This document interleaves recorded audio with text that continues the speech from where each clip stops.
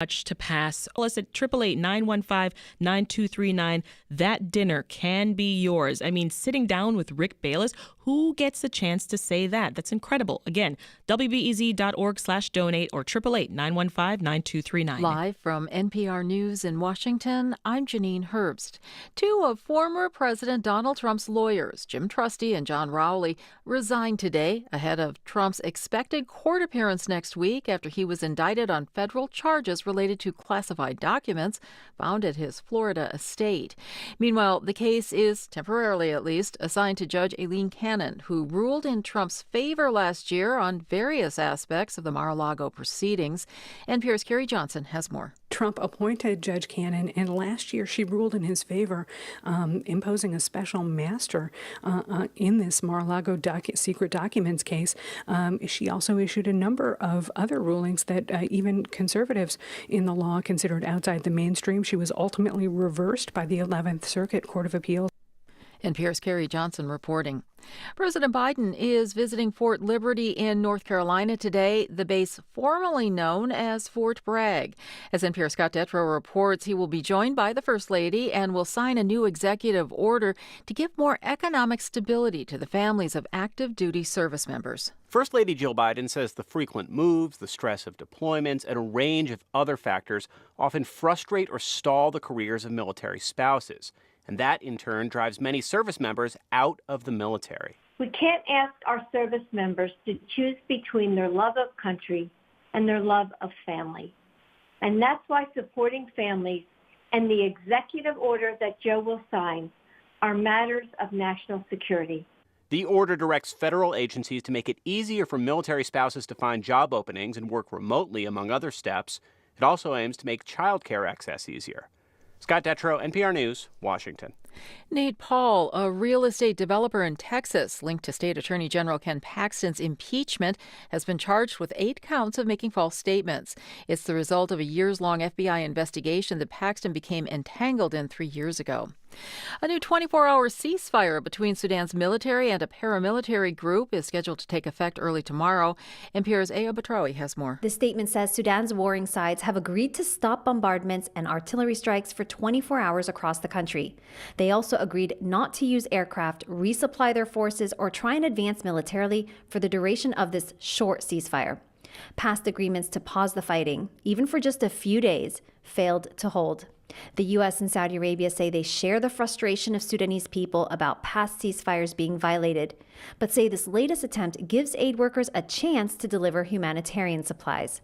The U.S. and Saudi Arabia say they'll consider adjourning mediation talks if Sudan's military and paramilitary fail to observe this 24-hour ceasefire. Aya Batrawi, NPR News, Dubai. And you're listening to NPR News from Washington. It is 12:04 and 73 degrees. I'm Lisa Labus. This is WBEZ News. Chicago Public Schools employees will get 12 weeks of paid parental leave under a new policy. Currently, birthing parents at CPS can get 6 to 8 weeks of short-term disability.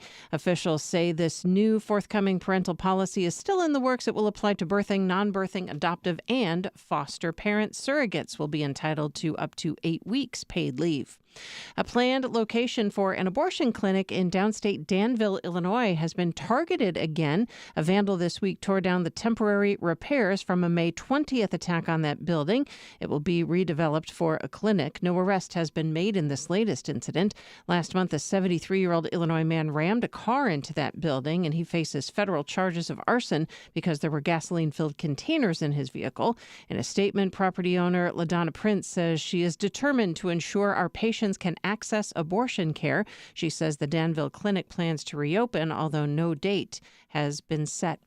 Associate U.S. Attorney General Vanita Gupta says she wants to learn more about violence prevention efforts from Chicago. Gupta was visiting Chicago's West Side yesterday. She is the third highest ranking member of the U.S. Justice Department. She also oversaw the 2017 investigation into the Chicago Police Department. That investigation found a pattern of racist and abusive policing. White Sox hosting the Marlins. The Cubs are in San Francisco against the Giants. The Sky play the Sparks in Los Angeles. I'm Lisa Labus, WBEZ.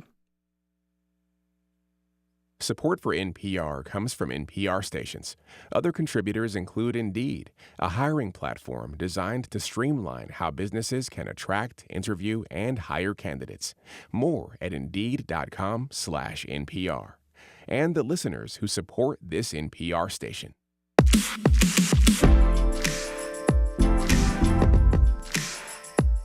This is Reset. I'm Sasha-Ann Simons. It is time to play catch up. We're taking you behind the headlines in our weekly news recap with local journalists working on stories like these. Days after demolition began at the former Arlington Park Racecourse, the Bears dropping their own hammer, saying the Arlington Heights property is no longer our singular focus. The discussion is also renewing talks about the team sticking with Chicago. Paid parental leave was one of the last flashpoints between Mayor Lori Lightfoot and the Chicago Teachers Union. Lightfoot wanted the union to negotiate a paid parental leave policy in their contract. The union wanted Lightfoot and CPS to just enact a policy granting paid leave. Johnson committed to doing just that. That's a lot, and it only scratches the surface. So here to help us make sense of the news is Carrie Shepherd. Carrie, congratulations on your new job. You are now Chicago reporter with Axios, right? Yeah, thanks, Sasha. I appreciate Congrats. it. With Justin Kaufman and Monica Eng, former colleagues of mine here at WBEZ. It's a reunion. It's a reunion. I love it. Also here, Rummana Hussain, who's editorial board member and columnist at the Chicago Sun-Times. Good to have you back, Rummana. Thank you for having me. And Alex Nitkin is here, reporter with the Illinois Answers Project for the Better Government Association. Hey, Alex. Hey, thanks for having me. I want to give a special shout out to the folks who are watching us break down the week's news live right now on the WBEZ Facebook and YouTube pages. But let's dive right in. The owners of the Chicago Bears, they're making headlines this week again because they seem to call a timeout on their plans to build a new stadium in Arlington Heights. So give us the play-by-play, Alex. Listen to all those sports puns. I mean, shout out to Reset producer Andrea Guffman. But give us the play-by-play of what we've seen over the last few days. Okay, over the last few days, this has been a pretty long saga going back more than a year since we first learned that the Bears had plans to move their entire operation to Arlington Heights and to build not just a new stadium, but an entire sort of village around it full of new housing and shops and the whole deal. Yeah. Basically what has happened, number one, is that the Bears have gone to Naperville. They talked to Naperville Mayor Scott Wehrle about, is there some kind of possibly deal where the Bears could actually move to Naperville instead of Arlington Heights? Of course, the context behind all this is that for the past couple months, the Bears have been in Springfield trying to negotiate some kind of deal, subsidy, sweetener, whatever you want to call it, in order for basically their whole thing has been, we're not going to ask for any money for the stadium, but we want to, if we're going to build public infrastructure around the stadium, we want money from government. Yeah. That's going to look like tax breaks, could look like a whole bunch of different other things. Arlington Heights said it's open to things like tax increment financing or these other kinds of public-private sort of deals, and they have really been at an impasse. It's not popular with the school districts that need that tax money. Local residents are very skeptical, and so this week we saw the Bears, maybe it's a pump fake, to use another analogy. Another sports analogy. Or if it's real, going to Naperville, maybe we'll take our business elsewhere. He talked to Brandon Johnson, too. Yeah. Johnson has been open about, we want to keep the Bears in Chicago. They released a very vague statement afterwards saying, we talked about how we love the Bears in Chicago, and didn't really say anything more. Yeah. But well, we don't really I'm know what's glad going to come from that. you brought up Johnson because, yeah, he seems to see that this is maybe an opening for Chicago to get back into this stadium game. Let's listen. I want to make sure that the ownership of the Chicago Bears, the Park District, and the residents of the city of Chicago have a real seat at the table to discuss a pathway forward. I grew up with the Super Bowl shuffle. Yes. We want to make sure that we can keep shuffling here in the city of Chicago with the Bears. All right, so a couple of questions for the table here. First of all, does anyone think that the Bears are seriously considering any location other than Arlington Heights right now? I think they're kind of dangling. I mean, I have to tell you, first of all, I'm not an expert on the Bears. I barely watch football. But I'm glad Brandon Johnson mentioned the Super Bowl shuffle because I did have the 45 when I was a kid. And I did watch the Super Bowl that year. And I watched it in 2007 when Prince was the headline act or the halftime act. Yeah, it was the best one. But I think they're kind of just playing right now. I mean, from what I know, from the little I know, it's kind of like they're dangling it. I mean, I think there are a lot of Chicago sports fans, people who live in Chicago who would like the Bears to stay in Chicago. But then there's also another set of sports fans who feel like the Bears don't want to pay for anything. They want the benefits. And if they want Soldier Field to, like, I guess they would don't they want to break it down and just build something new because it's too outdated? Mm-hmm. And so Or the at least have a taxpayer, dome. and the taxpayers would have to pay for that in Chicago. So I don't know, from sports fans or people who I know who like football, there's some people who are like would love to have the Bears come back, and then there's another half where they feel like the Bears just want to shake everybody down and try to dangle this thing. So I would think that they've already bought the Arlington racecourse. I think they're just kind of doing this as this is a all threat. talk. Yeah, I'll talk. That's from what I get, the sense I get from reading all the stories. Well, you're not alone. I'm curious how you feel, Carrie, that Johnson's negotiating style compares to maybe Lori Lightfoot's. Yeah, I mean, it's hard to tell. I think that Johnson probably was handed a checklist, and talk to Bears check was on there in the first few weeks because that statement was a real nothing burger. It doesn't seem, which is okay. It's all amorphous right now. Yeah. The Bears have the upper hand, and they're going to continue to have the upper hand. It's not that uncommon. A lot of major cities have moved stadiums kind of to the exurbs of their cities, and people don't necessarily hate it. But and the name is still the name, like the big city name. Yeah. But the Arlington Heights deal, if we back up a little, and Alex is the expert on this, is that they thought that the taxes were going to be one thing, and then they found out, whoa, that has been valued at way higher, and the taxes are going to be another thing. Yeah. Which homeowners felt that too. I will see what happens, but it doesn't seem they're too eager to stay in Chicago. To your original question, would they actually abandon their plan to move it to Arlington Heights? Yeah. I think there are two answers that come to mind for me. One is probably not. It's hard to see why they would, for exactly the reasons that Rummana said. They've already put down $197 million on this property that is theirs. They can do whatever they want with it. The other answer is we honestly just don't know, because that's what the difficulty is with these public-private deals or talks about subsidies or tax abatements.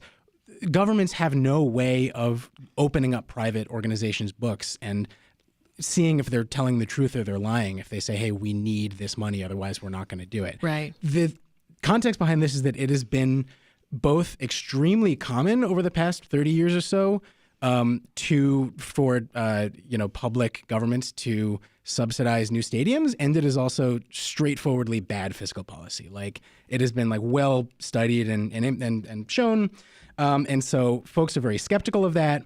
That, like I said, the school districts, even legislators, local folks in Arlington Heights, and really the question is, at this point, will they, shop around? Is there a certain point where not even would they would go back to Chicago, but would they go to Memphis or Columbus or St. Louis or someplace that would be much more willing to roll out the red carpet potentially with generous subsidies? And I think that is what some of these state legislators here in Illinois are worried about, I think, justifiably. So you think the Bears' strategy maybe could eventually make them the big winners and get them more tax incentives? Potentially. I think it depends on how hard they're really willing to drive this potential to move to a different city, and how much they are willing to drive a hard bargain and really consider the possibility of going to another place that would give them bigger subsidies, or if they would just not want to deal with all that headache. Yeah. And Rummana, back to Mayor Johnson, he was elected on the promise of helping underinvested communities, right? Yep. Is there any way that he can come out a winner if he makes concessions to a big, wealthy corporation like the Bears? I think he would I think a lot of people would look at him and think, okay, so he got the Bears back to Chicago. Yeah, I think for a lot of people and as sports fans, we have to remember this is a very sports heavy city. People love their Bears. I mean, there's been skits on SNL about Bears fans. And so, I mean, this is just something that we're known for. And, a lot of people do feel like Chicago Bears going to Arlington Heights, like that's such a far, way to go. So I think if he did do something and got the Bears to come and, still invested in these underserved communities, I mean, I think he would still be held accountable for doing that. But I think if he got the Bears back, I think he definitely would be a winner in a lot of in a lot of people's eyes. This is Reset. I'm Sasha-Ann Simons, and we are going behind the headlines in the weekly news recap with Alex Nitkin of the Illinois Answers Project for the Better Government Association, Carrie Shepherd of Axios, and Rummana Hussain of the Chicago Sun-Times. A reminder, you can now watch our weekly news recap live. We're on WBEZ's Facebook and YouTube pages. We're also on Reset's Facebook page. If you're on YouTube, leave us a comment or question in that chat box, and we will try to get to your comments and questions on the air. Carrie, help me take a step away from football, will you? I want to focus on another game in town, politics. Yeah. So there's talk again at City Council about banning aldermen from holding second jobs. What are the details there? Yeah, and Alex was just telling me before that far fewer have second jobs than they used to, you know, most notoriously. Not as many side hustles these days. Not as many side hustles. Most notoriously, you may, know of Alderman Burke, who is accused of using his powerful position in the Finance Committee. He had a side gig as a real estate tax attorney. I think it can only be good for transparency and ethical reform, which we hear about promised all the time. In fact, this council said they want the same thing. They want reform because it takes away the opportunity and any conflict, any chance of conflict of interest. Hey, look, I'm making money off of, this business, so I'm going to push through the permit. There is the other side of it of someone like Tom Tunney, who is no longer in office, but a longtime alderman on the north side in Lakeview. He would say, look, he owned Ann Sather Restaurant, is a well-known breakfast chain, cinnamon rolls, and saying but I was a good advocate for small business owners and people, and my constituents would say, hey, look, this is, what it's like to be a small business owner. They're citizen legislators. They're supposed to be advocating for themselves. But I think that I think most people would agree if we want a independent council and we want that this is a good idea to strip away those possible conflicts. Does anyone here feel that this proposal is going anywhere?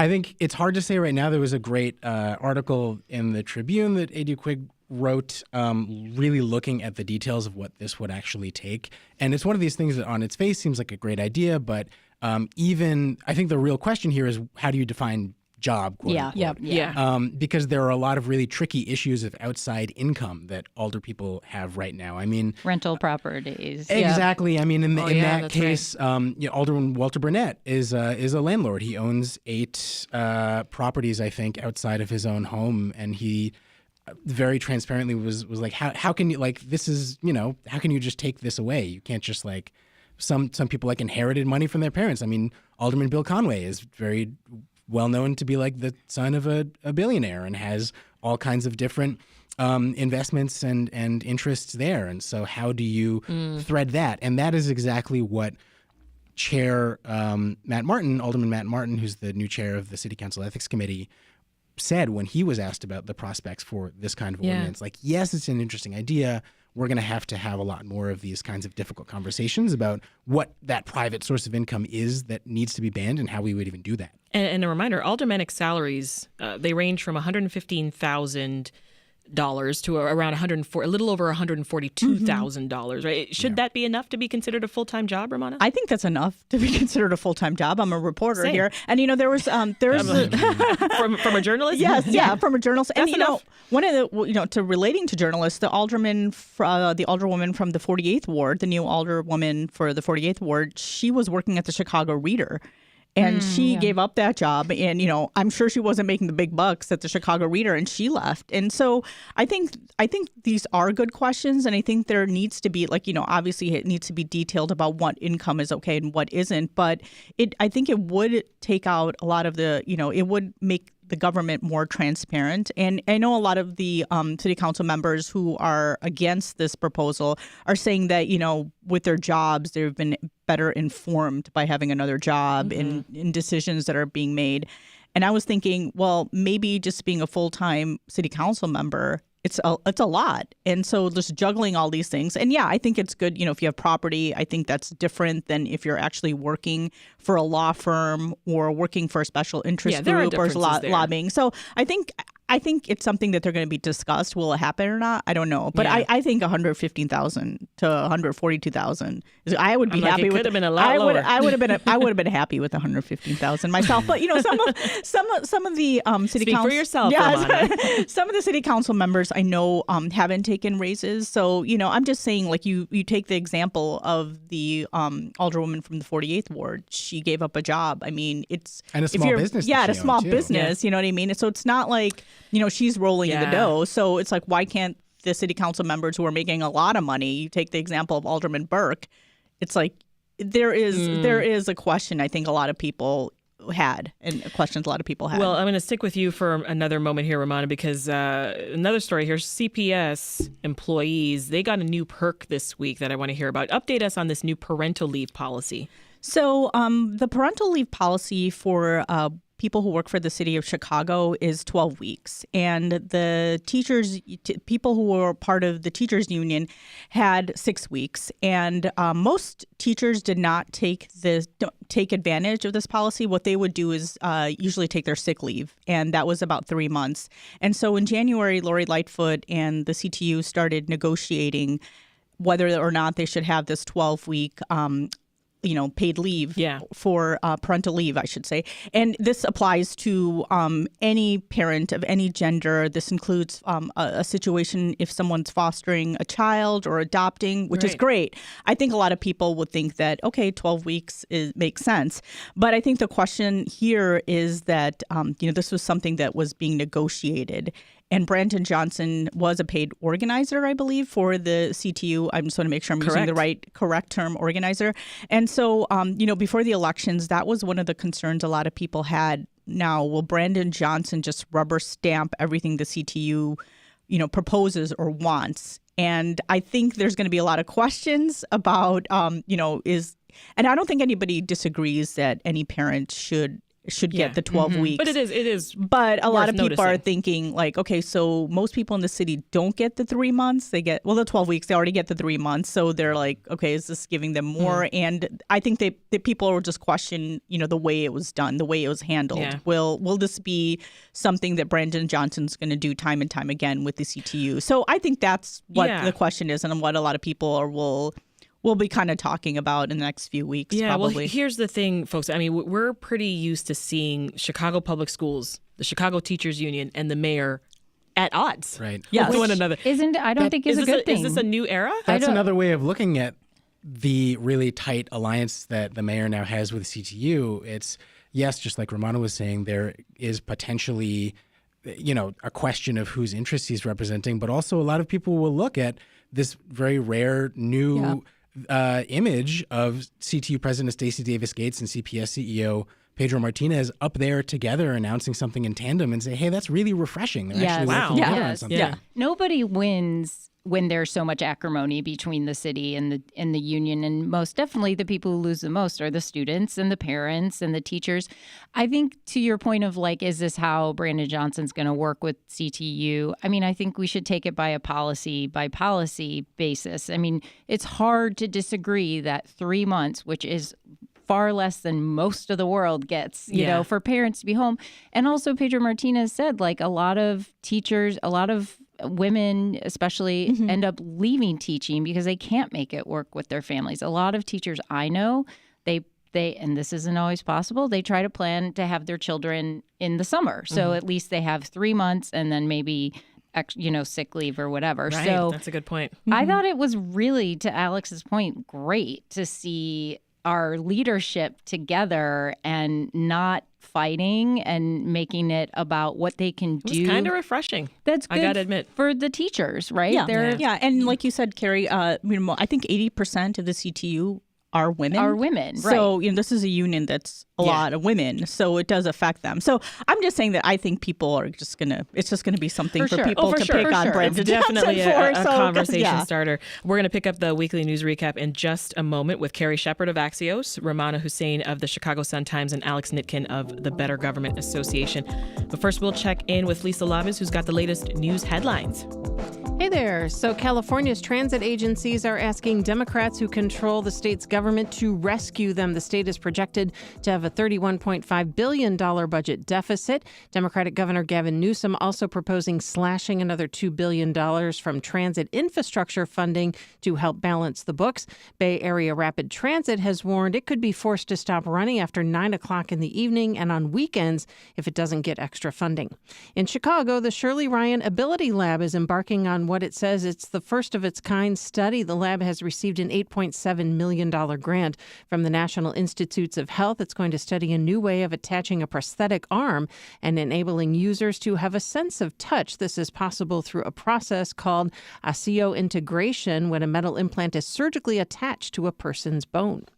Now, your grocery bill in Illinois is just about to get a little bit higher. The state is suspended its 1% tax on most groceries, but that's going to end June 30th. So starting next month, a $150 grocery bill that doesn't include things like prescriptions or alcohol will cost about $1.50 extra.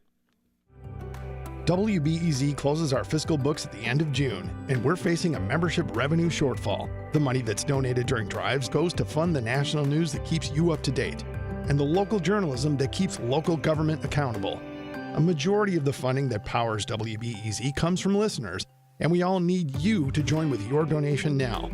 Please give what you can at wbez.org/donate. That's wbez.org/donate. Opera and jazz, uncovering their shared history and influences. It's a great legacy, and I'm enjoying putting them back together. Where else but New Orleans? That story and all the latest news, economic, political, and smoky. Saturday and Weekend Edition from NPR News. Saturday morning, beginning at 7 a.m. here on WBEZ Chicago. WBEZ is supported by the Auditorium Theater, presenting South Chicago Dance Theater, performing June 10th. More information at auditoriumtheater.org. Also by Wrightwood 659, with 3 exhibits called Must See by Art Forum, including Patrick McCoy, Take My Picture, now through July 15th. Tickets at Wrightwood659.org.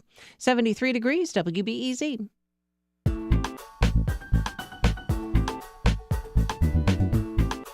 This is Reset. I'm Sasha-Ann Simons, and you are tuned into the weekly news recap, where we take you behind the headlines of the week's top local stories. Now, before the break, we took a closer look at what might be in the Chicago Bears playbook as they strategize about a new stadium. But there is still a lot more news to get to. Breaking news, former President Donald Trump has just been indicted on federal charges. This morning, more candidates aiming to beat former President Donald Trump to the Republican nomination. My fellow Americans, it is great to be back in the Hawkeye State. Protesters are vowing to fight a judge's order when it comes to a controversial metal recycling plan on the southeast side. We should have the equal rights to clean air, clean water, clean land, just like Lincoln Park. Our panel today to help break down these stories: Rummana Hussain, who's editorial board member and columnist at the Chicago Sun-Times; Alex Nitkin of the Illinois Answers Project for the Better Government Association; and Carrie Shepherd, Chicago reporter with Axios. I got to get used to saying that. New title. Me too. We are still live on WBEZ's Facebook and YouTube pages for those who prefer to watch. And please go ahead. Don't be shy. Jump into those comments. Jump in, dive in, chime in on the stories that you hear, and I will read your comments on the air. Okay, Carrie, let's get back to it. A judge overruled former Mayor Lightfoot's denial of a permit to metal shredder General Iron. Now, this is after months of protests when she eventually blocked the company from relocating its Lincoln Park facility to the southeast side. So why did the judge end up overruling the city, and why now, Carrie? I think the judge is saying that it didn't follow the rules of what they should be allowed to do as a business. He's not maybe taking into consideration the larger issue, which is at play here, which we hear a lot about, and that is that people on the southeast side traditionally have their environmental problems. The air is different there. There was reporting in the Tribune this week. Temperatures are different across our city, based on where you live. This is common in the southeast side. This is where, the steel mills were. Mm-hmm. And this is what they're saying. I mean, when General Iron set up in Lincoln Park, it wasn't the Lincoln Park it is today. Believe it or not, Lincoln Park wasn't always the beautiful, super expensive housing stock that it is now. But they're saying, like, look, this is a classic. This happens in Chicago all the time. Make sure everything's okay in this neighborhood, which is usually a white neighborhood, but don't worry about the effects it's going to have on a black and brown neighborhood. And Southeast Side is largely Latino. Brandon Johnson says, which is not unexpected, that he's going to appeal the judge's ruling. So this has been like a tug of war that I know, Rummana, your colleague Brett Chase, sometimes is just followed vigilantly, and it's just back and forth.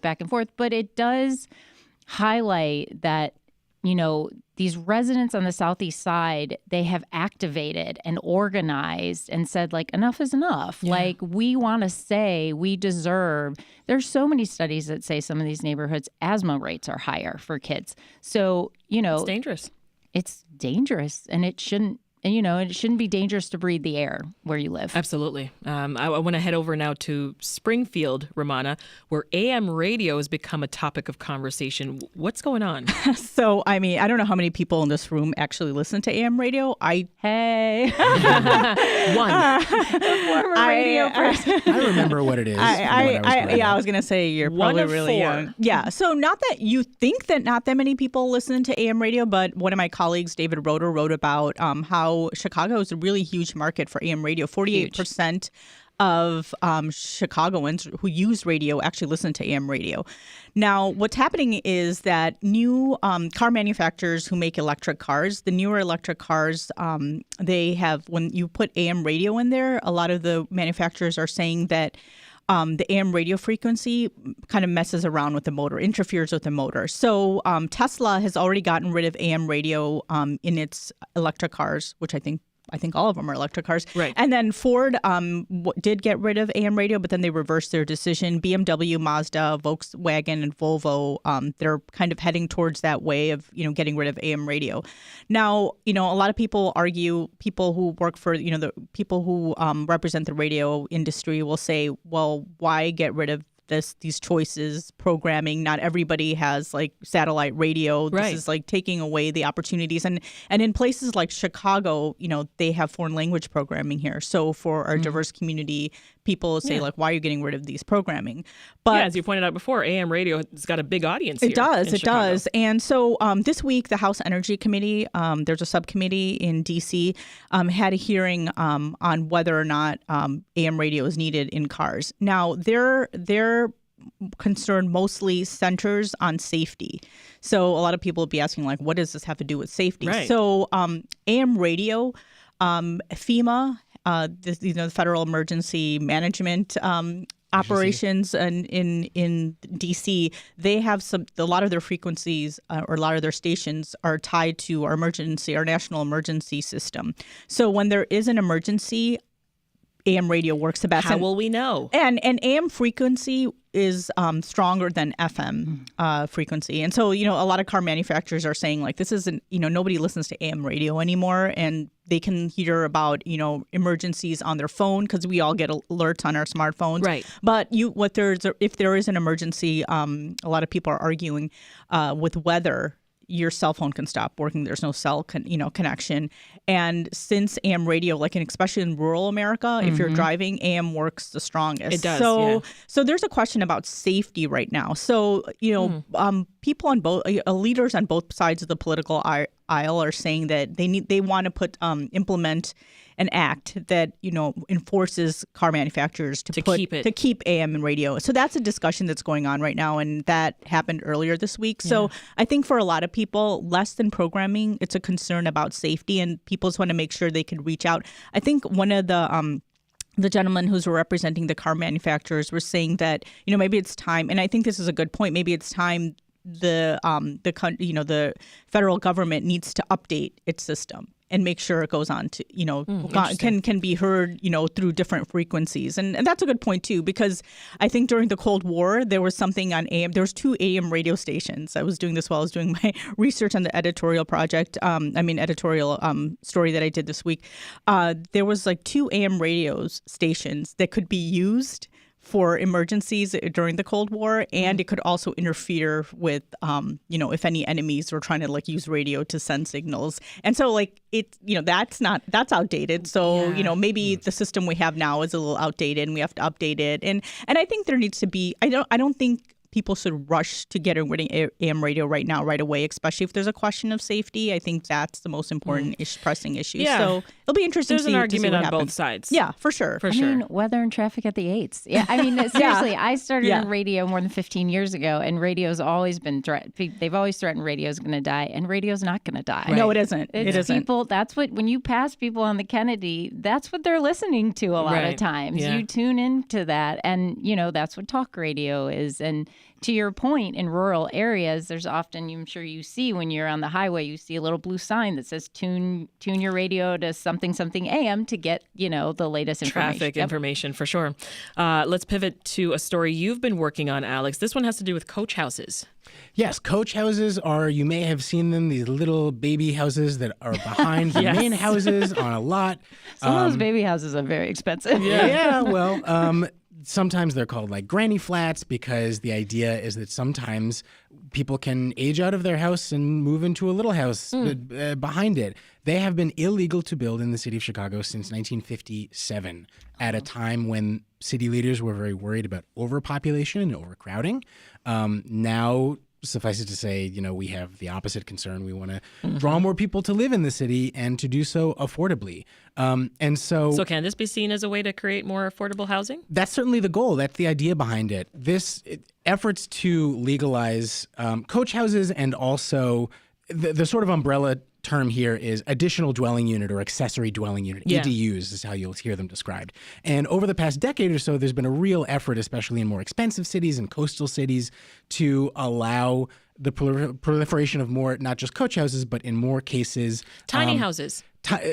Potentially tiny houses. I was going to say most of them are basement unit, like existing basement or attic spaces that to this point have not been legal to just turn into units. And so this is a relatively affordable option. It's not necessarily affordable to create one of these out of nothing. That's, one of the issues. But it's an increasingly popular tool to create what sometimes is described as gentle density, especially as we see so many naturally occurring, 2 flats and 3 flats being demolished or gutted, that this has really become a popular way to introduce that natural affordability back into the city's housing fabric. And so in 2020, the city's housing department under Lori Lightfoot's administration came forward with a proposal to legalize this all across the city. And who did not like that is a lot of members of the city council, aldermen, who said, well, wait a minute, when someone wants to build in my ward, they got to ask for a zoning change and ask my permission because I, the alderman, am the voice of the people. And if they don't, if they don't get my permission, then they can't do it. And they say it exactly like that. I mean, because I, the alderman, am the voice of the people. You know what? Not that far off in some cases. So, to be fair, they are elected and they really see their responsibility as to, represent the voice of their neighbors in the city council. Right. And so it turns out that ADUs were legalized in Chicago in 2021 through a pilot zone program that was, if we're honest, was done based on political decisions and not policy decisions, which aldermen were okay with having ADUs in their own wards. And so 2 years later, we have seen some success. The housing department likes the program. The new chair of the zoning committee, Carlos Ramirez-Rosa, he's an ally of Mayor Brandon Johnson and was an early advocate for this.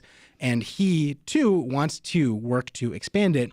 But as I wrote this week, he is really sounding a note of caution of there are still a lot of logistical hurdles. We want to put city funding behind this to help people actually afford to build these. And also there is still a lot of political resistance still in the city council. And so he said, yes, the mayor wants to expand it. I want to expand it, but hold your horses. It's probably going to be at least a couple months before hold your horses. Also, who's watching to make sure these are actually affordable? As someone who's on a perpetual housing search, and you see coach houses all the time that sell for $1 million because they've been revamped. And to Alex's point, a lot of neighborhoods are losing their 2 and 3 flats because they're becoming single family homes.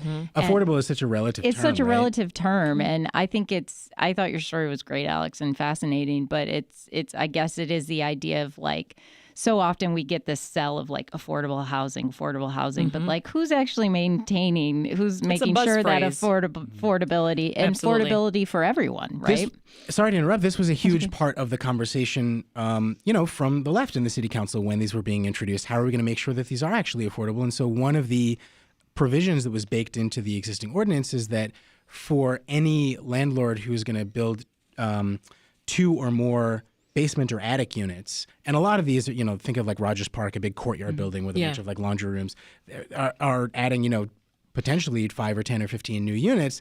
Half of those new basement or attic units have to be affordable at, I think it was something like 60% AMI. So that was the way that was built in. Again, it's sort of been ticky-tack here and there, not really big enough to make much of an impact, but that's why they want to expand it. Well, let's keep it moving here. Rummana, community activists were marching on the city's south side asking that more resources be put into investigating missing Black women. Tell us a bit more.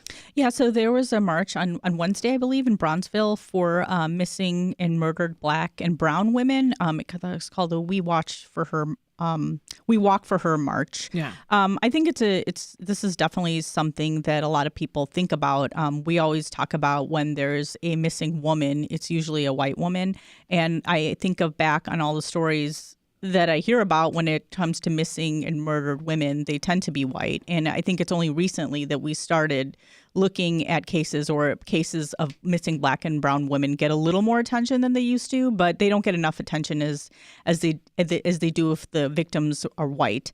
And one of the things I used to cover the criminal courthouse for a couple years, and there was a case involving this man named Andre Crawford, and he basically murdered 11 women between 1993 and 1999. These are sex workers, and he killed them, enticing them basically for drugs and then he ended up killing 11 women. And I remember covering this case, and I had never heard of him. I had never heard of these women being killed. I shouldn't say him, but I never heard of these women being killed. And I remember thinking the whole time while I was covering this case, I'm like, where did the story go? And if it was 11 women suddenly missing on parts of the north side, I think there would have been more of a conversation. There could be a question on is it because they're sex workers they weren't, valued as much? But I think if there were white women who are sex workers, I think it would have been a bigger story. So this is something I think a lot of people talk about, at least anecdotally, and I think it's a good question. And one of the a lot of cases don't get solved. We know with the Chicago police, that's the piece that a lot of cases don't get solved. But the question is,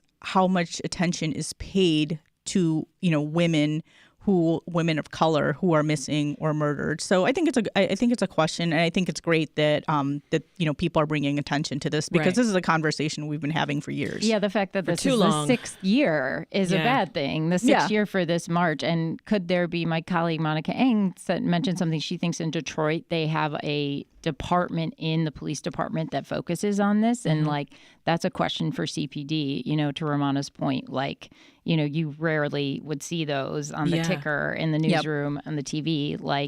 There was a story years ago of a young woman. I think she was out in Rosemont. I mean, but the fact that who's paying attention and how can we pay more attention and change that? All right, I got to squeeze in some national political issues because there are plenty. But the Republican presidential race is heating up. We've got news of former President Trump's historic, stunning, whatever word you want to throw on there, indictment, coming on the heels of several candidates entering the race, including one local candidate, right? I'm talking about Mike Pence. Any thoughts, brief thoughts on his candidacy and maybe how Trump's indictment could impact the race? I think that we're going to continue to see if all of the other candidates' strategy of never attacking Trump and never, and rushing to his defense in terms of the indictment, maybe that'll be the thing that helps take him down in the first. I mean, I'm kidding, because I just don't see how anything changes that dynamic, Yeah. No. And even Pence, he was sitting, when he announced his candidacy earlier this week, he was talking about Trump and criticizing him. But then a few minutes later, I think he was on Fox News, and he said that he would support whatever Republican presidential candidate, if it's not him, he'll support them. So that theoretically could be Trump. So he's kind of talking on both sides of his mouth. So I don't know if people will take Pence that seriously. I mean, it's like on one hand, when he was with Trump and, vice president, he didn't say much, but he he kind of criticized him a little too late. So I don't know if too many people in his party are going to be supporting him. We also got word from the White House. President Biden's going to be coming to town on June 28th. This is a fundraiser hosted by Pritzker, right, Alex? Yeah, this is all about the money, which has been something that we've seen.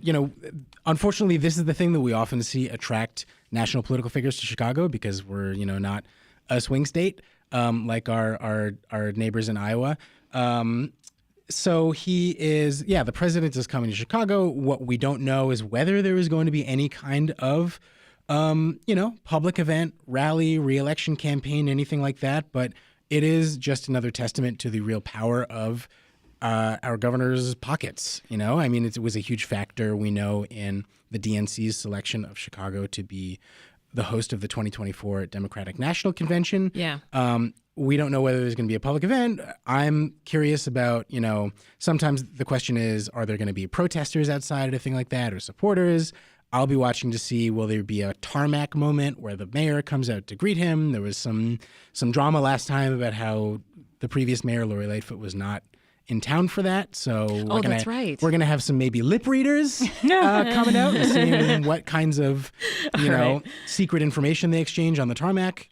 But yep, just a fundraiser. Let us not forget that Pritzker, there were rumors and talk of Pritzker actually maybe considering a run at some point for president. So we'll see how that pans out. We'll take a pause here. We've got a quick comment here from a YouTube commenter named Jacoby Cochran, and I'm not sure if you know him. He says, some great panelists. Oh, thanks for watching, Jacoby. Nice. All right, let's pick up the weekly news recap in just a moment with Carrie Shepherd of Axios, Rummana Hussain of the Chicago Sun-Times, and Alex Nitkin of the Better Government Association. But first, here's Lisa.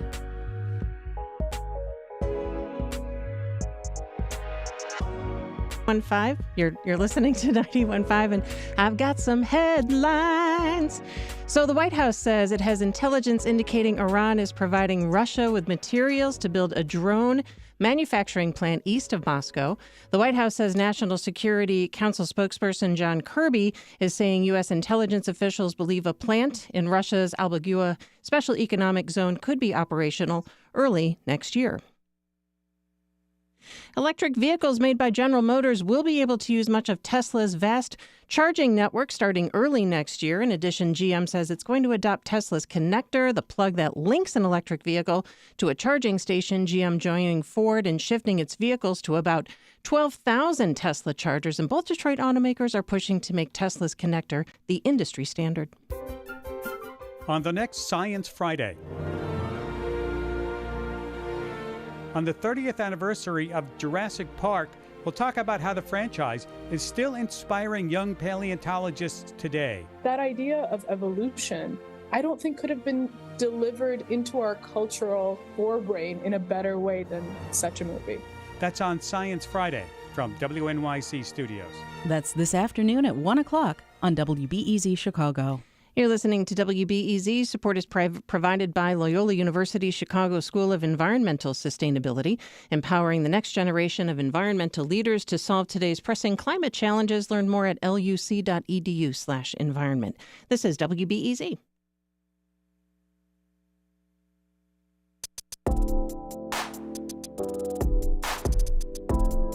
This is Reset. I'm Sasha-Ann Simons, and we are back with more of our weekly news recap, giving you a closer look at the week's top stories across Chicago and Illinois.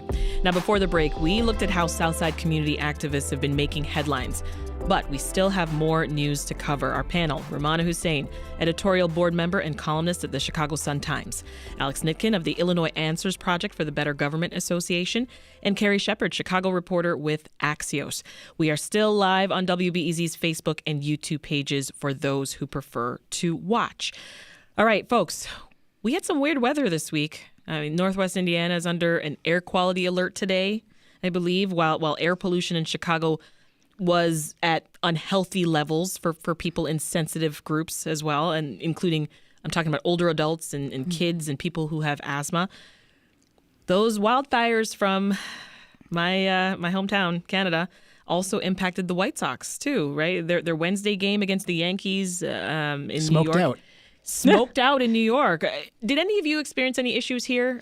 I mean, I think I felt a little bit of burning in my eyes. I mean, I'm everything in my life this season is allergies. So I'm so consumed with like just that I didn't. But seeing the photos from my colleagues on the East Coast was wow. That was bizarre. It's so bizarre and scary. Yeah. And but no, when you said we had some weird weather, I was like, "What? The weather was beautiful this week." I don't know. Other people, of course, Carrie. of course. We gotta think of others, okay? No, my cousin in New York sent me some video of her walking from. She works at a courthouse in Manhattan, commuting home to Brooklyn, and it was literally orange. I couldn't believe it was like an Instagram filter. Yeah. Oh, no, a friend of mine who used to work for the Sun-Times, a former colleague, she had a picture on Instagram, and she said that she has some sort of like breathing thing for her cats and for them inside the house. And so it looked pretty bad. I mean, I thought in Chicago, I live right by the lake in Rogers Park, and I kept looking out the window to see if it looked a little different, and it didn't. And I didn't, every time I've gone out for my walks, when I take a break for work, I didn't feel like it was a little worse than usual. Yeah. At least I don't feel like. I mean, I know they said that there probably was, like, for people who have asthma and people who are older, they probably could have sensed it, but I didn't sense anything personally. Also, I was looking for the orange moon. Remember we had one of those? Also, you lost me at the fact that you get to take walks in the middle of the workday. Well, I kind of do that, or else I'm going to go mad. If I could just do a walking studio, that would be great. Let's take this show on the road. Let's go. Yeah, I'm on a bus tomorrow. Why didn't I walk today?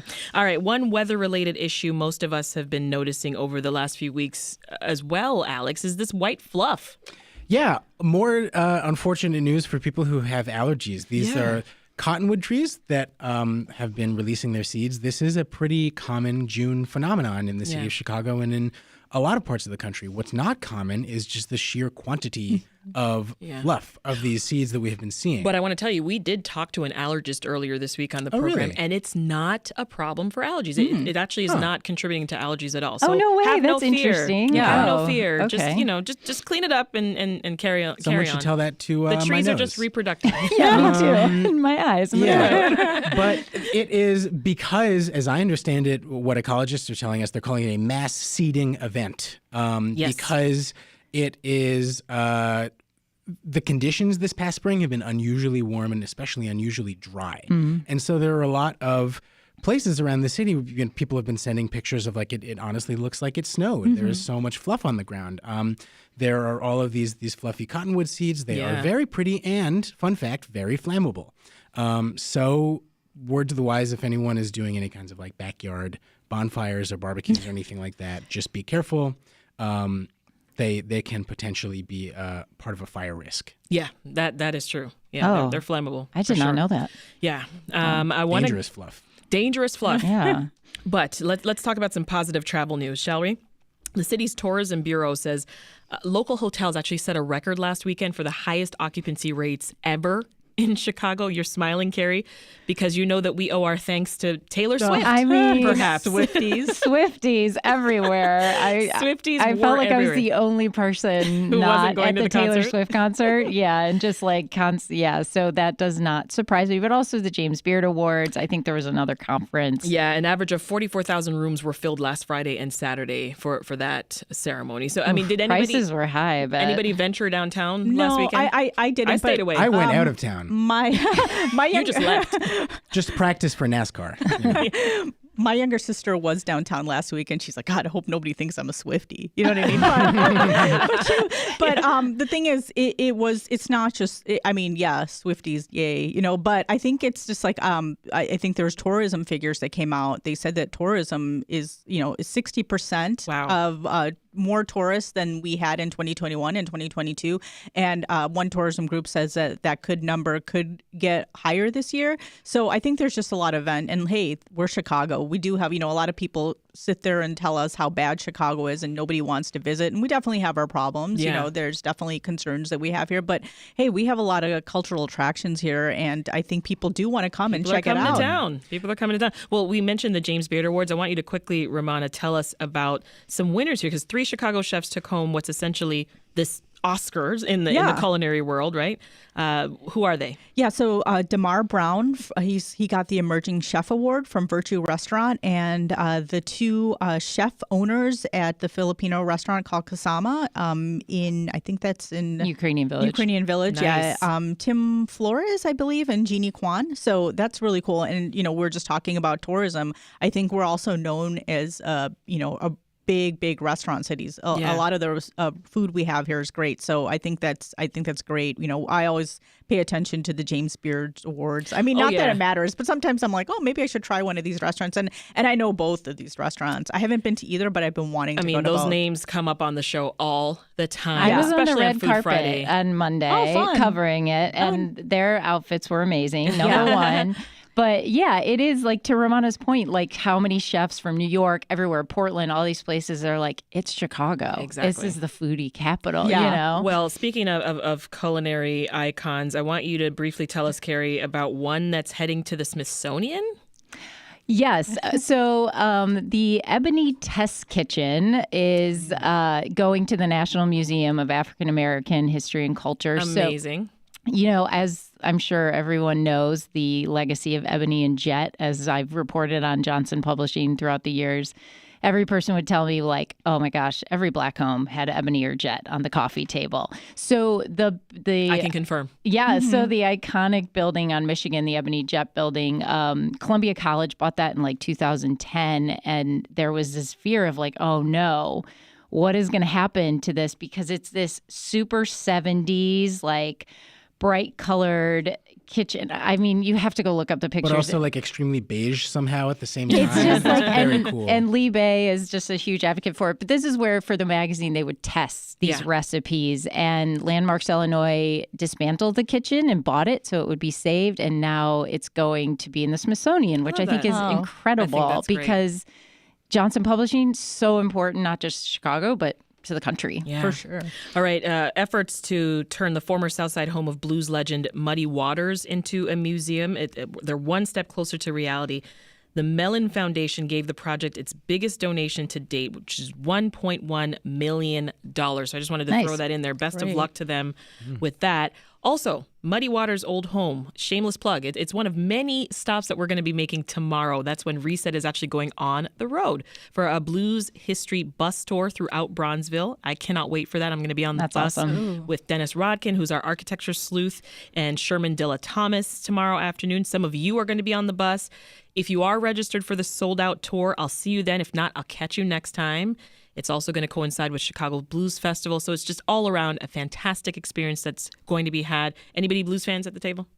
I mean, fan of the Blues Fest, and what you're doing sounds awesome. I thought you were saying some of us were going to be on. I was like, no, great. Some of you. No, I'm talking to my people, my YouTubers, my Facebookers, my listeners. Yeah, so we're going to do that, and that's going to be super fun. But we've had lots of fun with you folks today. We'll have to wrap it here and give our thanks to Carrie Shepherd of Axios, Rummana Hussain of the Chicago Sun-Times, and Alex Nitkin of the Better Government Association. Thank you, all. Have a great weekend. Thank you. You too. Thank you. That is it for Reset. The show is produced by Meha Ahmed, Stephanie Kim, Linnea Dominic, Brenda Ruiz, Micah Yason, Claire Hyman, Michael Liptrot, Andrea Guthman, and Andrew Merriweather. Dan Tucker is our executive producer, and Ethan Schwab is our awesome engineer. Last month, the U.S. Surgeon General released an advisory calling attention to a public health crisis of loneliness and isolation. Yeah, so Monday, we're going to talk about the so-called loneliness epidemic, and we'll talk about what people are doing to foster connection and community right here in our city. I'm Sasha-Ann Simons. We'll leave it there. Thank you for listening, and enjoy your weekend. We'll meet again soon. It is 12:58. Coming up next, we are heading to Here and Now instead of Science Friday. We hear that the federal indictment of former President Trump has been unsealed, so we're going to follow that story. More to come in just a little bit on Here and Now. WBEZ is supported by Chicago Public Library Foundation. Chicago Public Library is hosting a citywide birthday party on June 10th, celebrating at local CPL branches. Learn more at shipublib.org/150. Also by the Auditorium Theater, presenting South Chicago Dance Theater, performing June 10th.